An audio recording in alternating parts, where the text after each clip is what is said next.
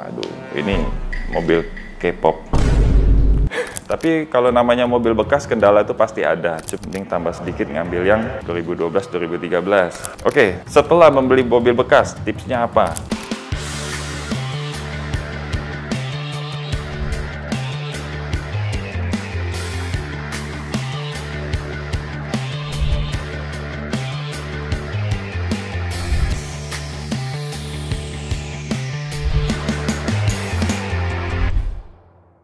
Selamat datang di channel YouTube-nya Domo Transmisi. Nah, ini kita lanjut ke pertanyaan yang sebelumnya ya, di obsesi. Itu kemarin ada yang tanya, apa yang harus dilakukan kalau membeli mobil bekas? Terus ada pertanyaan lagi dari @kasirwarnet2990. Saya rencana mau beli mobil Jazz GE8 atau Yaris 2010 atau Kia Rio 2013 atau Toyota Rush 2010 dengan transmisi matic. Pertanyaannya, apa yang pertama dilakukan ketika sudah membeli mobil tersebut dan apa saja kendala di tiap mobil tersebut?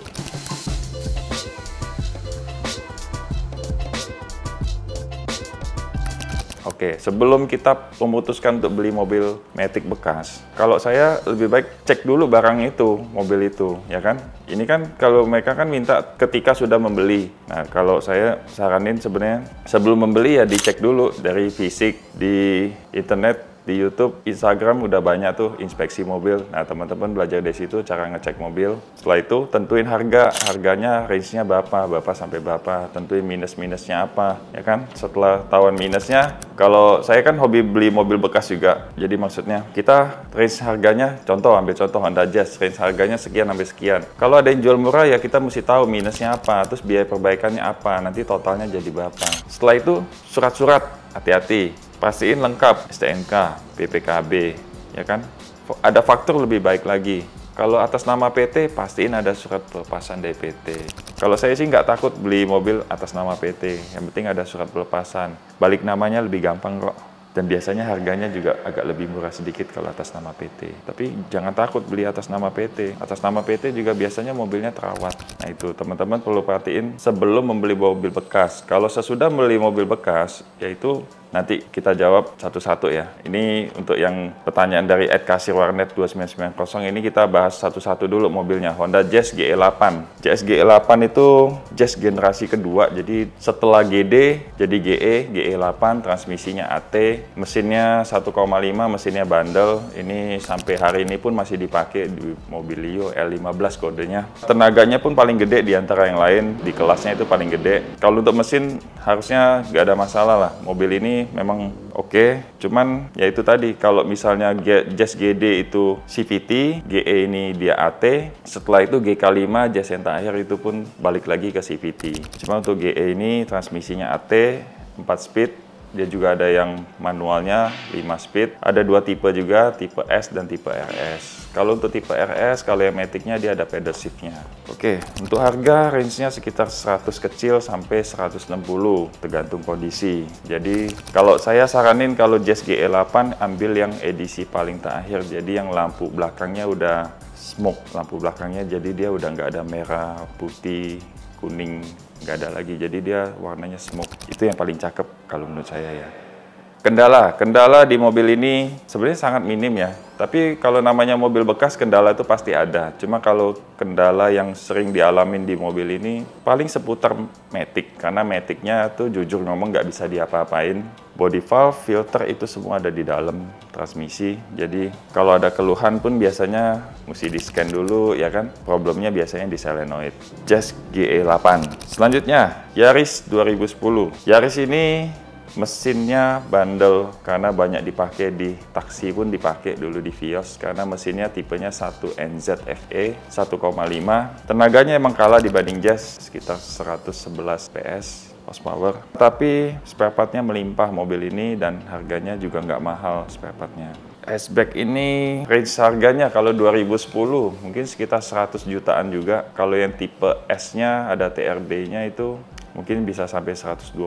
Tapi kalau saran saya untuk Yaris sebaiknya ngambil yang 2012 atau 2013. Itu lampu belakangnya yang sudah LED bulat yang titik-titik itu lebih cakep. Sekalian ngambilnya yang tipe S-nya, jadi di steeringnya tuh udah ada audio kontrolnya. Jadi dibanding yang 2010 sih kalau menurut saya mending tambah sedikit ngambil yang 2012-2013. Kendalanya di Yaris ini ya normalnya mobil bekas pasti ada minus-minusnya, tapi mesti teman-teman ya itu cek di awal minusnya apa. Tapi kalau untuk kendala yang paling sering dialamin rasanya sih nggak banyak ya di Yaris ini, paling ya seputar kaki-kaki aja. Oke, selanjutnya Kia Rio 2013. Aduh, ini mobil K-pop.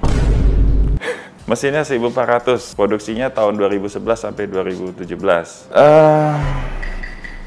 Mobil ini ya range-nya mungkin sekitar 85 jutaan ya. Kalau saya pribadi, ini pendapat pribadi ya.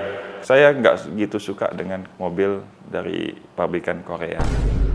Karena itu tadi, terkendala sama spare part, ada sebagian yang mungkin susah. Dan juga kalau untuk Kia Rio, banyak kasus di ECU-nya, sama di transmisinya. Transmisinya yang sering problem di solenoid sih. Karena solenoidnya sudah diganti, tapi transmisinya masih bermasalah. Itu kemungkinan di ECU-nya. Kalau saya nggak gitu suka sih sama K-pop. Selanjutnya yang keempat, ini agak nyeleneh. Jadi 4 mobil yang ditanya sama Bro Kasir Warnet 2990, 3-nya hatchback, 1-nya Toyota Rush. Ini small SUV. Kalau Rush ini mesinnya 3EZ, 3SZ VE 1,5 ya. Sebenarnya mesinnya bandel-bandel juga, sama dengan mesin Avanza yang 1,5 kan ini. Tenaganya sekitar 109 PS. Cuman itu tadi kebutuhannya apa kok 3 hatchback, yang 1 Rush, kenapa nggak mobil lain gitu yang sesama hatchback, atau memang butuh yang 7-seater atau apa. Tapi kalau Toyota Rush ini sebenarnya mobilnya bandel, cuman ya itu tadi, kalau menurut saya sih bantingannya agak kurang enak, karena kalau dibawa jalan kencang itu terlalu limbung, suspensinya terlalu mantul-mantul. Kalau untuk range harga ya sekitar 2010 ya, 100 jutaan lah. Ada tipe S, tipe S-nya ada. Kalau Matic ya sekitar 100 jutaan, 100 kecil. Kendala untuk Toyota Rush ini paling banyak yang masuk ke domba transmisi karena Matic-nya sering bermasalah. Jadi contoh aja yang paling sering itu masuk gigi mundur, mobil nggak jalan. Masuk gigi mundur, jeduk. Itu paling sering dialami di Toyota Rush. Jadi rata-rata keluhannya itu, problemnya sering di gigi mundur. Gigi mundurnya nggak delay gitu, lama, nanti baru beberapa detik, 5 detik, 10 detik baru mundur. Begitu mundur nanti jeduk. Rata-rata problemnya di situ, karena kalau kita buka transmisinya itu kampas mundurnya cuma 2 lembar dan tipis gitu. Jadi sering problemnya di situ. Oke, kalau pendapat dari saya, dari keempat mobil ini yang paling worth it dibeli yang mana? Sebenarnya balik lagi ke selera lu ya bos, @kasirwarnet 2990. Kalau pendapat dari saya pilih Yaris Bakpao 2012-2013 yang lampunya LED di belakang bulat 2, itu paling cakep. Selain itu karena apa? Yaris transmisinya jarang bermasalah, cenderung bandel. Kalaupun ada masalah bisa dibuka body valve-nya, bisa ganti filternya. Sedangkan kalau Honda Jazz itu sebenarnya bagus juga. Cuman problemnya Matic-nya itu loh, ditanam semua di dalam. Jadi body valve di dalam transmisi, mau besin body valve nggak bisa. Filter Matic yang utama yang gedenya juga ada di dalam. Kalau saya lebih suka Yaris Bakpao. Oke, setelah membeli mobil bekas, tipsnya apa? Kalau saya sih sebenarnya semua cairan yang ada di mobil itu diganti. Contoh misalnya oli mesin. Anggap deh kita nggak tahu record sebelumnya, ataupun kita tahu record sebelumnya, nggak apa-apa, kita ganti semua. Jadi kita mulai catatan yang baru gitu.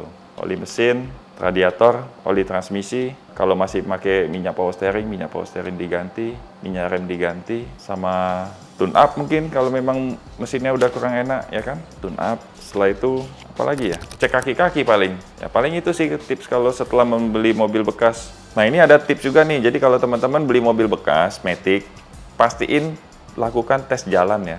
Kalau misalnya mobil itu 4 speed, usahakan sampai gigi 4-nya itu, 4 speed-nya tuh benar-benar sampai semua, ya kan? Kalau mobil itu 6 speed, tes sampai speed 6-nya itu, gigi 6-nya itu sampai semua. Jadi biar ketahuan masalahnya. Takutnya ada kendala, oh mobil ini ngelok nih, nggak bisa lewatin kecepatan tinggi, misalnya nggak bisa sampai top gear-nya. Nah itu kan jadi problem nanti, pastiin lakukan tes jalan. Kalau saya sih sebenarnya sarannya sebelum membeli mobil bekas, pastiin dulu minusnya apa, jadi kita bisa siapin budget untuk perbaiki itu. Tapi kalau setelah beli ya paling itu, semua cairan-cairan itu diganti semua. Oli kompresor juga, AC juga dicuci, ya kan? Udah, paling itu sih. Itu aja untuk kali ini, sambungan dari obsesi, hal yang pertama yang harus dilakukan pada saat kita membeli mobil bekas. Oke, thank you guys.